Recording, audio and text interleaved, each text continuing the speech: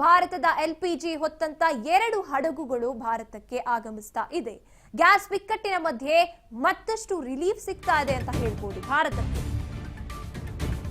Gas ಬಿಕ್ಕಟ್ಟಿನ ಮಧ್ಯೆ ಒಂದು ಮಟ್ಟಿಗೆ ರಿಲೀಫ್ ಸಿಗ್ತಾ ಇದೆ. ಹಾರ್ಮುಜ್ ಜಲಸಂಧಿಯನ್ನ ನಮ್ಮ ಭಾರತದ ಹಡಗುಗಳು ದಾಟಿವೆ.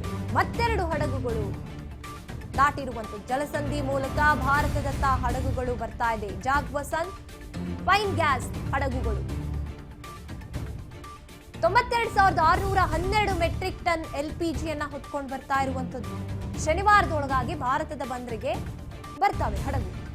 ಫಲ ನೀಡಿದೆ. ಭಾರತದ ರಾಜತಾಂತ್ರಿಕ ಮಾತುಕತೆ ನಿಜಕ್ಕೂ ಕೂಡ ಫಲ ನೀಡ್ತಾ ಇದೆ ಅಂತ ಹೇಳ್ಬೋದು. 2 ಎಲ್ಪಿಜಿ ಹೊತ್ತ ಹಡಗುಗಳು ಬರ್ತಾ ಇದೆ. ಗ್ಯಾಸ್ ಬಿಕ್ಕಟ್ಟಿನ ಮಧ್ಯೆ ಒಂದ್ ರೀತಿಯ ರಿಲೀಫ್ ಸಿಗ್ತಾ ಇದೆ ರಾಷ್ಟ್ರದ ಜನತೆಗೆ. ರಾಜತಾಂತ್ರಿಕ ನಿಲುವು, ರಾಜತಾಂತ್ರಿಕವಾಗಿ ನಮ್ಮ ಭಾರತ ಬೇರೆ ರಾಷ್ಟ್ರಗಳ ಜೊತೆ ಇಟ್ಕೊಂಡಿರುವಂತ ಸಂಬಂಧ ನಮಗೆ ನಿಜವಾಗ್ಲೂ ಕೂಡ ಒಳಿತಾಗ್ತಿದೆ ಅಂತ ಹೇಳ್ಬೋದು. ಇರಾನ್ ನಮಗೆ ಅವಕಾಶವನ್ನ ಕಲ್ಪಿಸಿಕೊಟ್ಟಿದೆ ನಮ್ಮ ಹಡಗುಗಳು ಭಾರತಕ್ಕೆ ವಾಪಸ್ ಬರೋದಕ್ಕೆ. ಇರಾನ್ ಹೇಳುತ್ತೆ ಒಂದ್ ಕಡೆ, ಶತ್ರು ರಾಷ್ಟ್ರಗಳನ್ನ ನಾವು ಯಾವುದೇ ಕಾರಣಕ್ಕೂ ಕೂಡ ಹಾರ್ಮುಜ್ ದಾಟೋಕೆ ಬಿಡೋದಿಲ್ಲ, ಆದ್ರೆ ಮಿತ್ರ ರಾಷ್ಟ್ರಗಳು ಧಾರಾಳವಾಗಿ ತಮ್ಮ ರಾಷ್ಟ್ರಗಳಿಗೆ ಹೊತ್ತು ಹೋಗ್ಬೋದು ಅಂತ ಹೇಳಿದ್ದು.